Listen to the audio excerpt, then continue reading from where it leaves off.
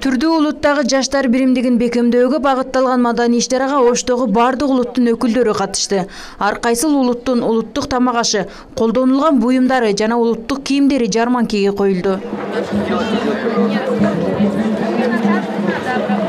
Лүлү коомдук фонду жарманкеге улуттук тамактын 15 түрүн алып келди. Камырдан жасалган зала, балгар, нандын түрү, ошондой эле тукумбара аталышындагы тамактын түрүн коюшту. Аталган фонд 2002 жылы түзүлгөн. Учурда фонддо 15 адам бар.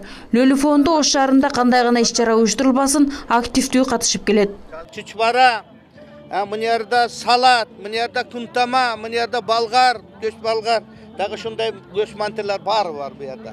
Өз кол менен жашап, кыздарым жасап неме кылды ошондо. Ал эми түрк коомдук бирикмеси жарманкеге өздөрүнүн улуттук тамагынын 40 жакын түрүн койду. Маселен, Загара аталышындагы нанды биринчи кылымда ата-бабалары жүгөрүнү талкалап нан жаап жешкен. Ал эми ачкачылык маалда нандын ордуна катырма бышырышкан. Мындан тышкары улуттук кийимдер, идиш аяктарды да алып келишкен. Эми куралып келаткан көчмөндөр калк куралып келип аткан маалда жасаган каттырма бул күчтүү болот. Муну очакка пиширип апаларыбыз, энелерибиз. Анан кийин ушу тамак ашта колдонгон, анан бул күчтүү болот, оригинал, анан кийин буну немеси жакшы да. Очакка пышат казан менен. Ошонтип колдонуп келген. А мунау чупка, бул чупка дагы мурунтан ошо биринчи жылдары кылымдан башталган, бул тамактын эң пашасы деген муну. Иш-чарага Оштогу 13 маданий борбор катышты. Негизги максаты улуттардын биримдиги, ынтымагы, ошондой эле достук мамилесин бекемдөө. Бая мен айткандай, элибиздин, журтубуздун биримдигинде.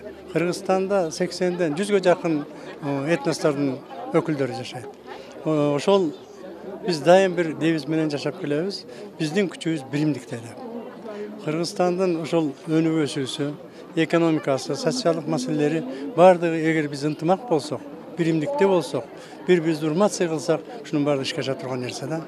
Негизги максаты бул негизи эле бул долбоордун аты толеранттуулук жана демократия элчилери болот. Бул долбоор Safer World толеранттуулук үчүн эл аралык фонду Европа биримдиги каржылоосунун алкагында болуп жатат. Анан ушул долбоордун алкагында жаштар көптөгөн тренингтерди өттү, толеранттуулук, демократия боюнча. Анан кийин ушул эле долбоордун алкагында биздин жаштар кичине грант утуп алып, ушул жергиликтүү инициативаларды баштаган.